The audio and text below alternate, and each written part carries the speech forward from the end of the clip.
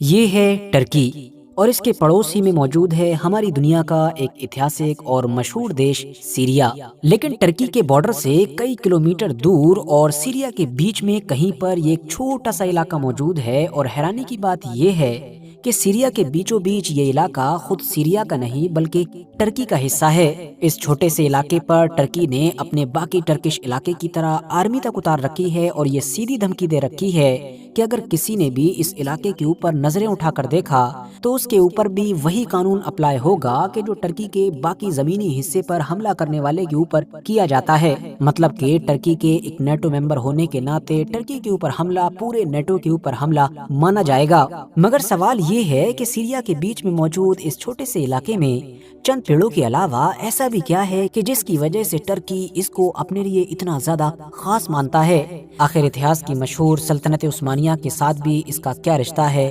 سارے ہی سوالوں کے جواب جانیں گے، مگر اس سے پہلے آپ مسلم دنیا کے ہی ایک اور علاقے میں چلیے جہاں پر آپ لوگوں کو اس سے بھی زیادہ انٹرسٹنگ، اس سے بھی زیادہ حیران کر دینے والا ایک اور کیس نظر آئے گا۔ یہ ہے یو اے ای، مطلب کہ یونائٹڈ عرب ایمریٹس، اور اس کے بیچ میں موجود یہاں پر ایک علاقہ ہے کہ جو دراصل خود یو اے ای کا نہیں بلکہ پڑوسی دیش عمان کا حصہ ہے۔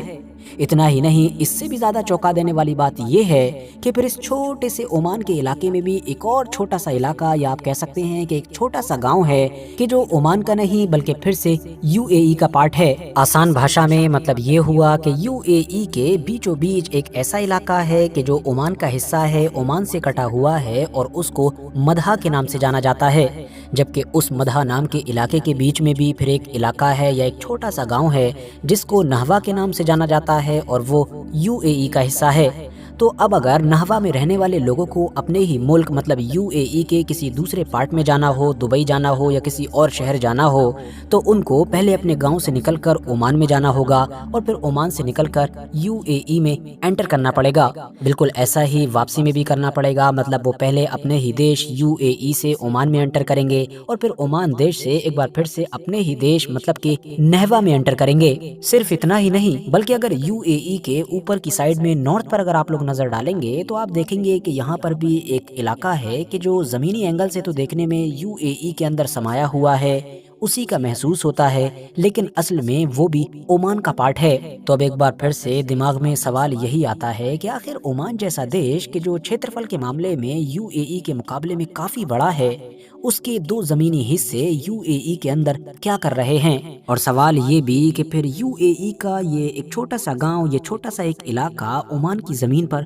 کیا کر رہا ہے؟ تو چلیے ان سارے ہی سوالوں کے جواب آج کی اپنی اس چھوٹی سی ویڈیو میں جاننے کی کوشش کرتے ہیں۔ آر ایچ نیٹ ورک کے نالجبل فرینڈ، سب سے پہلے تو آپ یہ سمجھ لیجئے کہ جب بھی کسی دیش کا کوئی حصہ کسی دوسرے دیش سے چاروں طرف سے گھرا ہوا ہوتا ہے تو ایسی کنڈیشن میں اس خاص حصے کو ایکسکلیو کہا جاتا ہے۔ اب یو اے ای اور عمان والی کنڈیشن میں یہ دونوں کے دونوں ہی علاقے ایکسکلیو ہیں، وہ اس طرح سے کہ یہ جو مدھا ہے یہ ظاہر ہے عمان کا ایکسکلیو ہے، کیونکہ یو اے ای نام کے ایک دوسرے دیش سے چاروں طرف سے وہ گھرا ہوا ہے، اور بالکل ایسے ہی جو نہوا ہے وہ یو اے ای کا ایکسکلیو ہے، کیونکہ وہ دوسرے دیش عمان کی ٹیریٹری سے چاروں طرف سے گھرا ہوا ہے۔ انٹرسٹنگ بات یہ ہے کہ ایکسکلیوز والا معاملہ صرف ہم کو یہیں پر یا صرف ٹرکی میں ہی نظر نہیں آتا ہے، بلکہ دنیا بھر کے الگ الگ علاقوں میں اور بھی بہت سارے ایکسکلیوز موجود ہیں، بلکہ آنکڑے بتاتے ہیں کہ پوری دنیا میں لگ بھگ 40 کے قریب ایکسکلیوز موجود ہیں، اور ان ساروں کے پیچھے ہی بڑی ہی عجیب و غریب ایتہاسک کہانیاں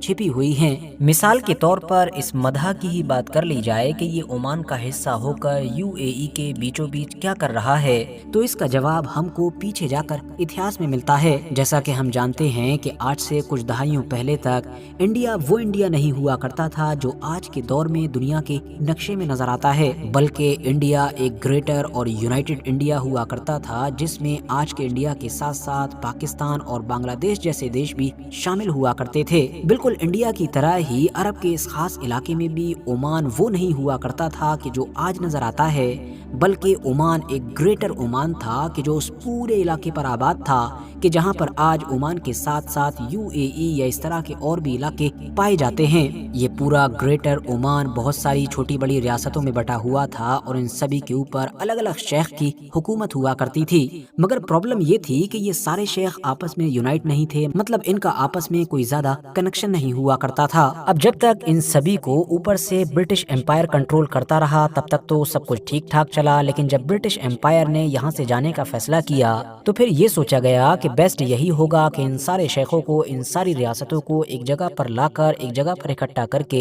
एक देश का रूप दे दिया जाए। लेकिन सभी को इकट्ठा करके, यूनाइट करके देश बनाया कैसे जाता, क्योंकि इन सारे शेखों में तो यूनिटी थी ही नहीं, इनकी एक दूसरे से कुछ खास बनती नहीं थी, बल्कि रियासत को लेकर भी अब झगड़े शुरू हो गए, क्योंकि किसी शेख का कहना था कि ये वाला इलाका मेरे कंट्रोल में आता है, तो किसी दूसरे शेख का कहना होता था कि नहीं, ये इलाका मेरे कंट्रोल में आता है। जबकि उन्हीं इलाकों में रहने वाले आधे से ज्यादा लोग ऐसे होते थे कि जो किसी दूसरे शेख के साथ कमिटेड हुआ करते थे और किसी और को पसंद किया करते थे। तो इसीलिए आखिर में इस बड़ी परेशानी का सॉल्यूशन ये निकाला गया कि क्यों ना लोगों पर ही छोड़ दिया जाए कि वो जिसके साथ जाना चाहते हैं उसके साथ चले जाएं। मदहा नाम का ये जो इलाका था, इसमें रहने वाले लोगों ने ओमान के शेख को चुना, तो इसीलिए मदहा के इस इलाके को जमीनी तौर पर यूएई के अंदर होने के बावजूद भी ओमान का हिस्सा डिक्लेयर कर दिया गया। जबकि इसी मदहा के बिल्कुल बीच में मौजूद एक छोटे से गांव कि जिसमें बमुश्किल 40 घर रहे होंगे, उसके लोगों ने ओमान के शेख की बजाय शारजहां के शेख को चुना। और हम जानते हैं कि शारजहां उन 7 स्टेट्स में से एक था कि जिनको मिलाकर यूएई बना था, तो इसीलिए नहवा नाम का ये छोटा सा इलाका, ये छोटा सा गांव यूएई का हिस्सा बन गया। अब अगर टर्की की तरफ चलें तो जैसा कि हम पहले ही जान चुके हैं कि टर्की का भी एक एक्सक्लेव है जो दरअसल सीरिया में मौजूद है। हैरानी की बात यह है कि सीरिया में मौजूद टर्की का ये इलाका हद से ज्यादा छोटा है, बल्कि बमुश्किल 3.5 एकड़ पर ही फैला हुआ होगा। चारों तरफ से सीरिया से ही घिरा हुआ है और जो टर्की का मेन बॉर्डर है उससे लगभग 26 किलोमीटर दूरी पर मौजूद है। मगर उसके बावजूद भी ये ऑफिशियली टर्की का ही हिस्सा है। लेकिन सवाल यही बनता है कि आखिर क्यों? तो इसका जवाब हमको मिलेगा टर्की के इतिहास में जाकर, बल्कि हम ये कह सकते हैं कि खास तौर से ऑटोमन एम्पायर मतलब कि सल्तनत उस्मानिया के इतिहास में जाकर मिलेगा। अब तुर्कों की सल्तनत उस्मानिया के जिसको मुस्लिम हिस्ट्री में भी काफी अहम माना जाता है, वो इसलिए क्योंकि ये मुस्लिम हिस्ट्री की सबसे लंबे वक्त तक कायम रहने वाली एक सल्तनत हुआ करती थी। इसकी बुनियाद तो 13वीं सदी के आखिर में एक तुर्क सरदार उस्मान गाजी ने रखी थी। लेकिन इस सल्तनत को कायम करने और इसको इस्टेब्लिश करने का जो रास्ता तैयार किया था उसमें 2 और भी लोगों का अहम किरदार था। उनमें से एक तो अर्तुगरुल गाजी थे जो उस्मान गाजी के फादर हुआ करते थे, जबकि दूसरे इंसान सुलेमान शाह थे कि जो अर्तुगरुल गाजी के भी फादर थे, या आप कह सकते हैं कि फाउंडर ऑफ ऑटोमन एम्पायर यानी कि उस्मान गाजी के दादा हुआ करते थे। इन्हीं सुलेमान शाह की मौत के बारे में इतिहासकारों ने लिखा है कि इनकी मौत भी दरअसल उसी वक्त हुई थी कि जब ये अपनी इसी फ्यूचर रियासत की खातिर स्ट्रगल कर रहे थे। इनकी मौत दरअसल दरियाए फरात में डूबने की वजह से हुई थी। अब क्योंकि ये सफर में थे और उस जगह से काफी दूर थे जहां पर इनका कबीला था, तो इसीलिए इनके साथियों और बाकी लोगों ने इनको वहीं पर दफना दिया था। अब वैसे तो सीरिया के इस छोटे से इलाके की बात ही ना कीजिए, बल्कि पूरा सीरिया, बल्कि मुस्लिम दुनिया का ज्यादातर इलाका ही कई सदियों तक सल्तनत उस्मानिया के अंडर में रहा, तो इसीलिए टर्की के लिए कोई परेशानी की बात ही नहीं थी। लेकिन जब फर्स्ट वर्ल्ड वॉर में सल्तनत उस्मानिया का खात्मा हुआ और धीरे धीरे नए नए मुस्लिम देश वजूद में आना शुरू हुए, तो जाहिर सी बात है ये छोटा सा इलाका कि जहाँ पर तुर्कों के सबसे बड़े पूर्वजों में से एक पूर्वज मतलब कि सुलेमान शाह की कब्र मौजूद है, उसको लेकर टर्की की परेशानियां बढ़नी शुरू हो गईं। हालांकि टर्की ने फिर भी हर हालात में उसको प्रोटेक्ट करना जारी रखा, लेकिन असली चैलेंज उस वक्त सामने आया कि जब सीरिया के अंदर खतरनाक सिविल वॉर का आगाज हुआ। इसीलिए परेशान होकर 2015 में फाइनली टर्की ने एक बड़ा ऑपरेशन लॉन्च किया और सिविल वॉर जैसे खतरनाक हालात में बड़ी ही खुफिया तरीके से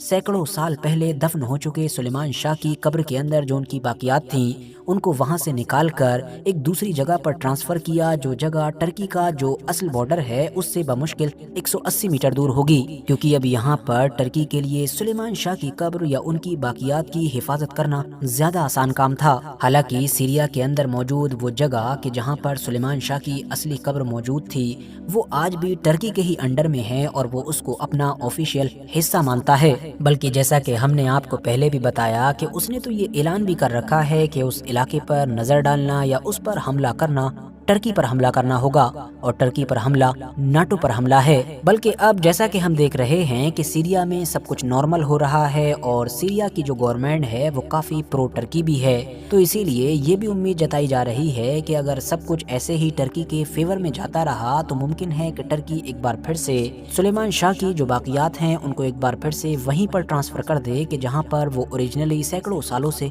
हुआ करती थी। बाकी दोस्तों, जाते जाते इस पूरे टॉपिक पर आप लोग अपनी कीमती राय जरूर दें। वीडियो अगर इन्फॉर्मेटिव लगी हो तो लाइक करने के साथ साथ दोस्तों के साथ जरूर शेयर करें और ऐसे ही नॉलेजेबल और हिस्टोरिकल वीडियोस हमेशा देखने के लिए हमारे इस चैनल को सब्सक्राइब करने के साथ साथ बेल आइकन को जरूर प्रेस करें।